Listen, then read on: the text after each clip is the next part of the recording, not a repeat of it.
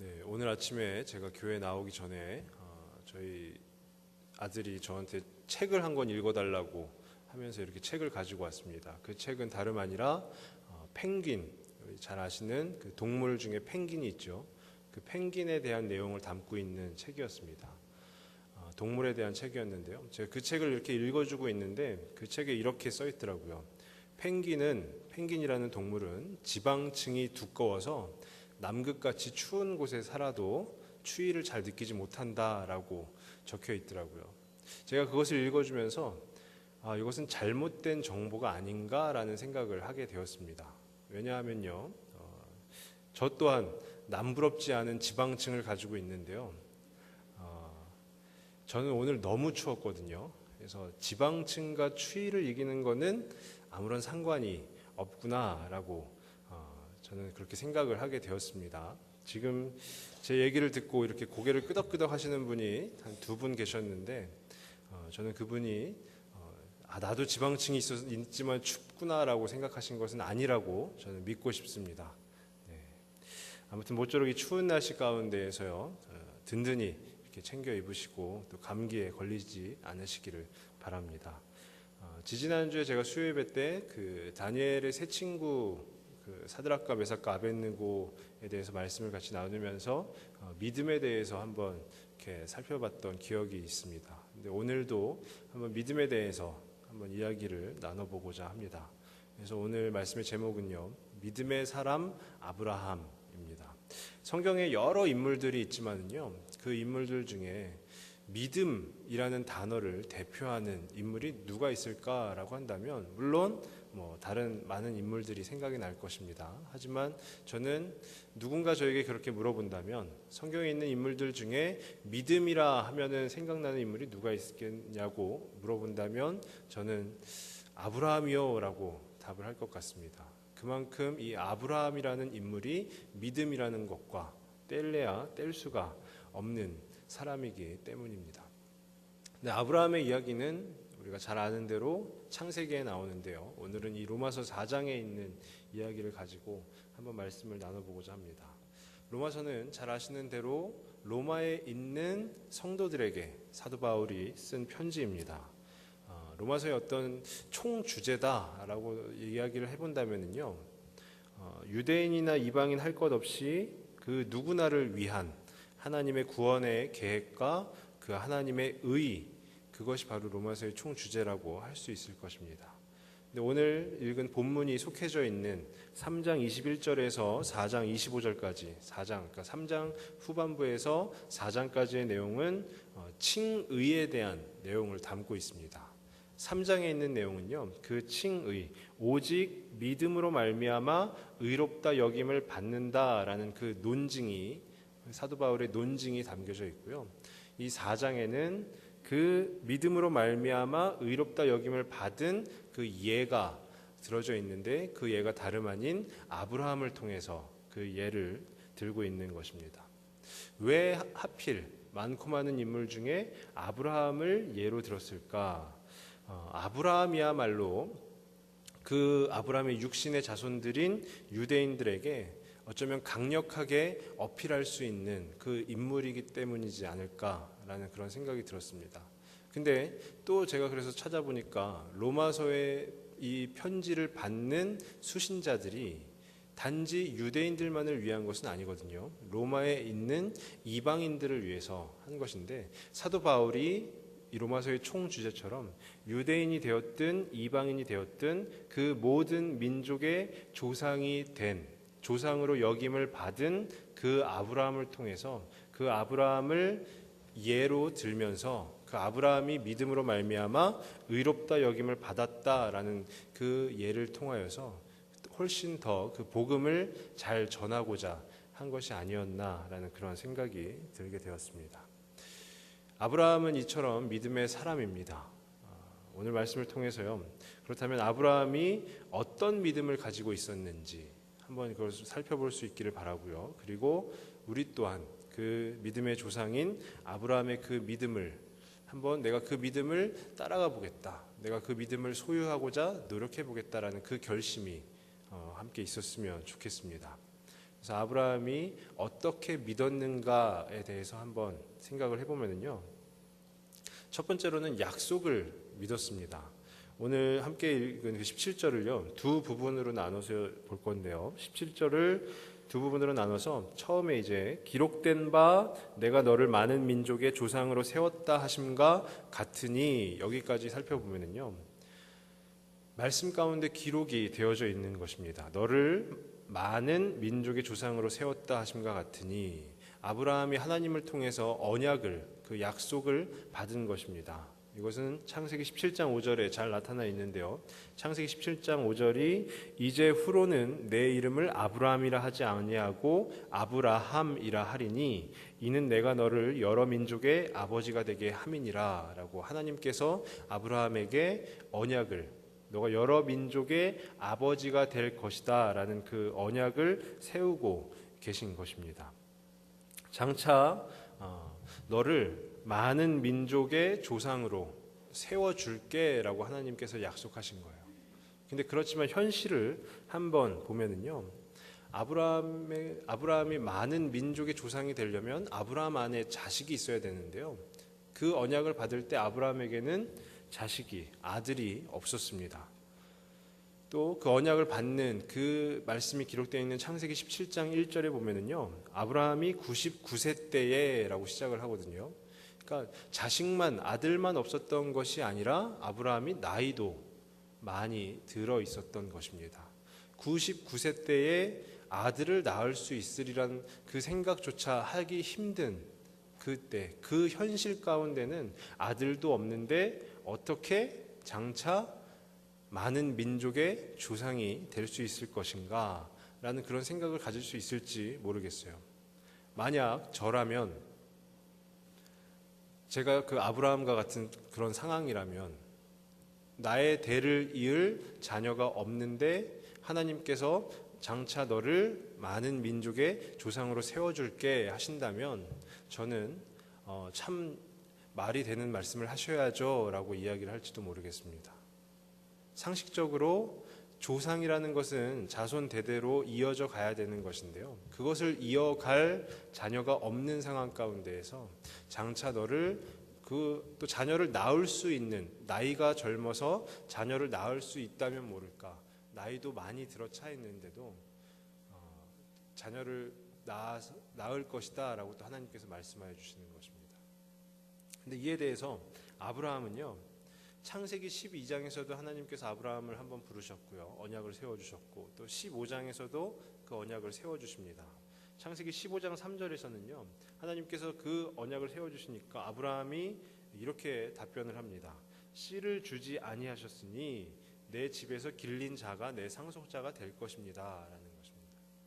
하나님께서 나에게 아들을 주지 아니하셨으니 내 집에서 종노릇하고 있는 자가 나의 상속자가 될 것입니다. 근데 하나님께서 말씀하시기를요, 그 자가 너의 상속자가 아니라 너의 씨를 받고 태어난 그 너의 아들, 그 아들이 상속자가 될 것이다 라고 말씀을 하고 계신 것입니다. 이에 대해서 아브라함의 반응이 또 그 창세기 15장 6절에 나오는데요, 아브라함이 여호와를 믿으니 여호와께서 이를 그의 의로 여기시고 라고 되어 있습니다. 아브라함이 그 여호와를 믿은 것입니다. 하나님께서 세워주신 그 약속을 믿은 것입니다. 그 약속, 그것이 작게는 아들을 낳을 것이다 라는 약속이 될 것이고요, 크게는 많은 민족의 조상이 될 것이다 라는 그 약속을 아브라함이 믿은 것입니다. 그것을 믿었기 때문에 이 로마서 4장에도 사도 바울이 그 아브라함을 인용해서 이 말씀을, 그 칭의를 보강하고 있는 그 예로 들고 있는 것입니다. 그렇다면 17절 그 뒷부분을 보면은요, 그가 믿은 바 하나님은 죽은 자를 살리시며 없는 것을 있는 것으로 부르시는 이시니라 라고 되어 있는데요, 죽은 자를 살리시며 없는 것을 있는 것으로 라는 그 부분에 대해서 아브라함의 그 일생을 한번 살펴보면은요, 오늘 우리가 함께 읽은 말씀 19절에도요, 그가 백세나 되어 자기 몸이 죽은 것 같고 사라의 태가 죽은 것 같음을 알고도 믿음이 약하여지지 아니하고, 아브라함이 백세가 되어서 자기의 몸이 죽은 것 같고 더 이상 자식을 낳을 수 없는 상황에 이른 것 같고, 그리고 아브라함의 아내인 사라의 태, 잉태할 수 있는 그 태가 죽은 것 같음을 알고 있으면서도, 희망이 없다라는 것을 알고 있으면서도, 소망이 없다라는 것을 알고 있으면서도 그의 믿음이 약하여지지 아니하였다라는 것입니다. 그리고 이어서 20절에 보면은요, 믿음이 없어 하나님의 약속을 의심하지 않고 믿음으로 견고하여져서 하나님께 영광을 돌리며. 지금 당장은 하나님께서 너가 많은 민족의 조상이 될 것이다 라고 하셨지만, 지금 당장은 내 아들조차 없어서 조상이 되기는 틀린 그런 상황이라 할지라도 그 약속을, 하나님의 약속을 의심하지 않고 그것을 믿음으로 인하여서 그 아브라함이 훨씬 더 견고하여져서 하나님께 영광을 돌리기에 이르렀다라는 것입니다. 이것은 다름 아니라 17절 하반절에 나와 있는 그가 믿은 바, 아브라함이 믿은 바, 하나님은 죽은 자를 살리시며 없는 것을 있는 것으로 부르시는 이 시기에 그 하나님을 믿었기에 그 장차 많은 민족의 조상이 될 수 있었던 것입니다. 아브라함 하면은 또 하나 생각나는 것이 있는데요. 그것이 뭐냐면 창세기 22장에 나오는 하나님께서 모리아 산에서 그의 아들 이삭을 제물로 바치라고 하신 것입니다. 그에 대해서 아브라함은 어떤 하나님께 절대로 안 됩니다 라고 이야기를 한 것이 아니고요, 그 모리아 산에 이삭을 데리고 가게 됩니다. 어쩌면 이 로마서 4장 17절에 기록되어져 있는 그가 믿은 바 하나님은 죽은 자를 살리시며 라는, 이삭을 하나님께서 제물로 달라 하시니 제물로 바치지만 제물로 바친 이후에 하나님께서 다시금 그 이삭을 살려주실 것이다 라는 그 믿음이 있었기 때문에 아브라함은 그 이삭을 선뜻 하나님께 제물로 바칠 수 있었을 것입니다.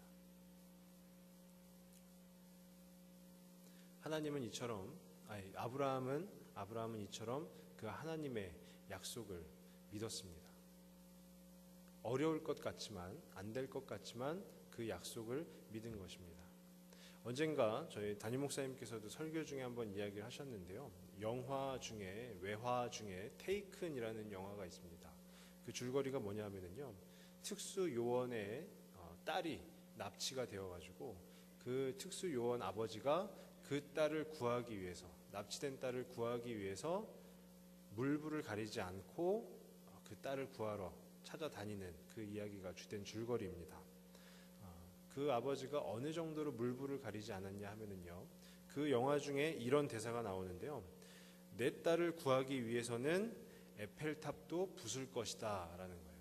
그러니까 이게 그러니까 프랑스에서 만들어진 영화라서 그 프랑스의 상징인 에펠탑을 이야기로 든 것 같은데요, 만약에 이 영화가 우리나라에서 만들어졌다면 예를 들면 이렇게 되겠죠. 내 딸을 구하기 위해서는 내가 남대문도 부술 것이다, 이렇게 됐을 것입니다.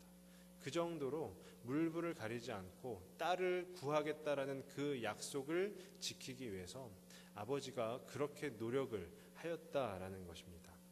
근데 영화의 거의 마지막 부분에 보면은요, 딸이 위험한 순간에 처해 있는데 그 순간에 아버지가 거기에 가서 그 위험한 순간을 정리하고 딸을 구하게 됩니다. 그러면서 그 딸이 하는 이야기가 아빠가 정말로 왔어 라는 겁니다. 나를 구하러 아빠가 정말로 왔어. 아버지는 약속을 지킨 것이죠. 근데 우리 하나님 아버지를 생각을 해본다면요, 하나님 아버지도 약속을 안 지키시는 분이 아니십니다. 하나님 아버지는 언제나 우리들하고 맺은 그 약속을, 그 언약을 지키시기에 하루하루 정말 쉬지 않고 일하시는 분이 바로 그 하나님이십니다. 그렇다면 우리가, 자녀된 우리가 취해야 될 것이 있다면 그것은 다름 아니라 그 약속을 믿는 것입니다. 우리 아버지는 나를 구하러 오지 않을 거야 라든지, 상황이 이런데 어떻게 우리 아버지라고 무슨 재주가 있겠어? 이것이 아니라요, 그 어떤 상황 가운데서라도 그 우리 아버지는 나를 구하러 오실 거야 라는 그 약속을 믿는 것, 그것이 바로 믿음의 사람 아브라함이 어떻게 하나님을 믿었는지에 대한 것의 첫 번째 답입니다. 두 번째로는요, 전적으로 믿었다라는 것입니다. 처음엔 약속을 믿었고요. 두 번째로는 전적으로 믿었는데, 이것은 약속을 믿었다라는 것과 약간 비슷한 내용이 될 수도 있습니다. 근데 오늘 말씀 가운데 18절에 보시면은요, 아브라함이 바랄 수 없는 중에 바라고 믿었으니 이는 내 후손이 이같으리라 하신 말씀대로 많은 민족의 조상이 되게 하려 하심이라 라고 되어 있습니다. 자식이 없는 아브라함에게 많은 민족의 조상이 될 것이다 라는 그 언약을 아브라함이 믿게 되었습니다. 그 약속을 믿게 되었습니다. 그러면 그 약속을 이루기 위해서 아브라함도 가만히 있을 수는 없지 않겠습니까? 하나님께서 나를 많은 민족의 조상으로 세워주신다 하였는데 열심히 하나님을 더 찾고 구하고 기도하고 그렇게 하루하루 또 살아가야 되지 않겠습니까? 근데 그 아브라함과 그의 아내 사라가 택한 방법이 무엇이냐면요, 창세기 16장에 나오는데요, 하갈과 이스마엘입니다. 그것은 다름 아니라 그 상황을 이제 자기들끼리 만들어가기 시작한 것입니다. 그 왜 만들어갔냐 하면은요, 많은 민족의 조상이 된다고 하셨는데, 너가 장차 많은 민족의 조상이 될 것이다 라고 하셨는데 지금 당장 우리에게는 아들도 없으니 그 아들을 일단 낳아야 될 것 아닙니까? 그렇기 위해서 둘이 계속해서 머리를 굴린 그 답이, 그 결과가 바로 하갈, 사라의 여종인 그 하갈을 아브라함에게 동침을 시켜서 아들을 낳게 된 것입니다. 그 아들의 이름이 또 바로 이스마엘이죠. 오늘 18절 말씀에 나와 있는 그 아브라함이 바랄 수 없는 중에 바라고 믿었으니 라는 것은요, 인간에게 실현 가능한 모든 소망이 사라졌을 때 아브라함은 그 하나님께 그의 소망을 두었다라는 것입니다. 그러니까 다르게 표현하면 내가 인간으로서 할 수 있는 그 모든 일들을 다 했음에도 불구하고 소망이 사라졌을 때, 아브라함은 하갈을 통해서 아들을 얻었음에도 불구하고, 이스마엘이라는 아들을 얻었음에도 불구하고 하나님께서 그 너의 유산을, 가업을 이어받을 자는 이스마엘이 아니고 너가 낳는, 사라와 함께 낳는 아들이 될 것이다 라는, 그러니까 우리는, 아브라함은 열심히 하였지만 그 하나님의 뜻을 이루고자, 하나님의 그 약속을 이루고자 열심히 무언가를 하였지만 그것이 그 가운데서는 어떠한 소망도 우리가 알 수 없을 때, 발견하지 못할 때, 그때 우리는 바랄 수 없는 중에 바라고 믿어야 한다라는 것을 말하는 것입니다. 인간으로서 내가 할 수 있는 것을 다 했는데도 안 된다면, 노력했는데도 안 된다면, 그때 보통의 사람들은요, 절망과 포기를 하게 됩니다. 내가 이처럼 열심히 했는데도 안 된다면 절망을 하게 되고 포기를 하게 됩니다. 하지만 믿음의 사람인 이 아브라함은요, 절망과 포기를 한 것이 아니라 그 믿음, 그 상황을, 모든 상황을 다 뛰어넘는 그 믿음을 갖게 된 것입니다. 그래서 바랄 수 없는 중에 바라고 믿을 수 있게 되었던 것입니다. 저희 교회에도 요즘 이렇게 환우분들이 계신데요, 환우분들을 이렇게 찾아다닐 때마다, 그분들하고 대화를 나눌 때마다 하시는 말씀이 있습니다. 그것이 무엇이냐면요, 다름 아니라 우리는 믿는 구석이 있다라는 것입니다. 그 믿는 구석이 바로 하나님이시죠. 인간의 힘으로는 그 어떤 능력이 출중한 의사들도 어찌할 수 없지만, 인간의 힘으로는 어찌할 수도 없고 소망도 없지만, 그 상황 가운데서 절망하고 포기하는 것이 아니라 우리의 믿는 구석, 그 하나님을 믿고 바라본다면 그 하나님께서 우리 가운데 소망을 부어주실 것이다 라는 것이죠. 그 모든 상황을 뛰어넘는 믿음이 바로 아브라함이 갖고 있었던 믿음인 것입니다. 저는 바라기는 그 믿음이 저와 우리 성도님들에게도 있기를 바랍니다. 어떤 상황이 있을 때 그 상황을 해결하고자, 내가 무엇인가 계속 노력해가지고 하려고 아둥바둥 버리다가 소망이 사라졌을 때 절망하고 포기하게 되는 것이 아니라요, 그 어떤 상황들을 다 뛰어넘어서 바랄 수 없는 중에 바라고 믿는 그 믿음이 아브라함이 갖고 있었던 그 믿음이다라는 것입니다. 내 힘으로 할 수 있는 일이 다 사라졌을 때 그때 온전히 전적으로 그 하나님을 신뢰하는 것, 전적으로 믿는 믿음, 그 믿음이 바로 우리들 가운데 필요한 줄로 압니다. 믿음이라는 것이요, 어떤 체험적 신앙을 말씀드리는 것 같아서 좀 조심스럽긴 하지만 일반적인 상황에서의 믿음보다 어떤 그 특수한 상황, 특별한 상황에서 얻게 되는 그 믿음이 훨씬 더 이렇게 우리들을 성숙의 길로 인도하는 것이 아닌가라는 그런 생각이 듭니다. 일반적인 상황에서는 믿고 의지하며 기도하며 나아간다라는 것이 항상 평이할 수도 있습니다. 하지만 특수한 상황 가운데에서 내가 그것을 믿었을 때, 내 힘으로 안 되는 것을 우리가 믿고 의지하며 나아갔을 때 그 결과가 하나님께서 풀어주셨다면, 그 결과를 하나님께서 인도하여 주셨다면 우리는 그 하나님을 더 바라고 믿게 되는 줄로 압니다. 물론 이것은 좀 위험한 이야기이긴 합니다. 항상 늘 우리가 어떤 상황에 놓이든지 간에, 어떤 상황들을 만나든지 간에 우리는 늘 믿음을 갖고 나아가야 되는 것입니다. 이것은 어떻게 보면은요, 우리가 믿음만 가지고 기도만 하고 하면은 다 된다라는 것을 말씀드리는 것이 아니고요, 우리가 올바로 된 믿음을 항상 우리 마음속에, 우리의 신앙 가운데 두고 나아갈 때 하나님께서 함께하여 주시는, 하나님께서 부어주시는 그 은혜가 있다라는 것입니다. 그래서 결국 오늘 말씀에 나와 있는 이 아브라함도요, 그 믿음으로 말미암아 의롭다 함을 받았습니다. 오늘 말씀 22절에 보니까요, 그러므로 그것이 그에게 의로 여겨졌느니라 라는 것입니다. 하나님의 약속을 믿었고요, 그리고 전적으로 그 하나님을 신뢰하였더니 그 아브라함의 믿음이 그 아브라함에게 의로 여겨졌다라는 것입니다. 그런데 오늘 우리가 함께 읽지는 않았지만요, 더 놀라운 사실이 하나 있는데 그것은 바로 아브라함만을 위한 것이 아니다라는 것입니다.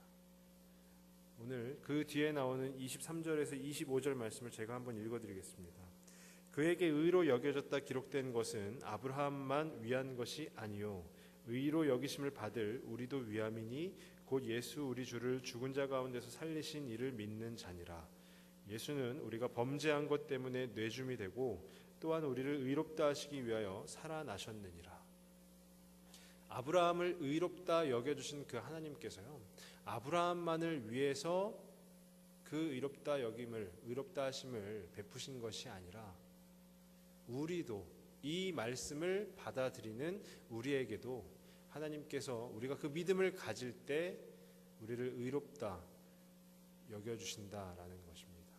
그 믿음은 다름 아닌 우리 죄로 인하여 십자가에 달려 돌아가시고 다시 부활하신 그 예수님, 오늘 4장 17절 말씀에도 나오는 죽은 자를 다시 살리시는 그 하나님, 인간의 상식으로 생각했을 때는 절대로 이루어질 것 같지 않지만 그럼에도 불구하고 하나님께서 약속하신 것이라면 그 약속을 믿고 나아가는 사람들에게, 그리고 내 힘으로 어떻게 해보다가 그것이 다 포기되었을 때, 소망이 사라졌을 때, 그때 절망과 포기하는 것이 아니라 그럼에도 불구하고 전적으로 그 하나님을 매달리는, 그 하나님께 매달리는 자에게 하나님께서 다름 아닌 그 의롭다 여김을 부어주신다라는 것입니다. 정말로 간절히 바라기는요, 우리 성도님들 각자에게 하나님께서 주신 그 약속이 있을 줄로 압니다. 그 약속을 붙들고 나아가실 수 있기를 바라고요.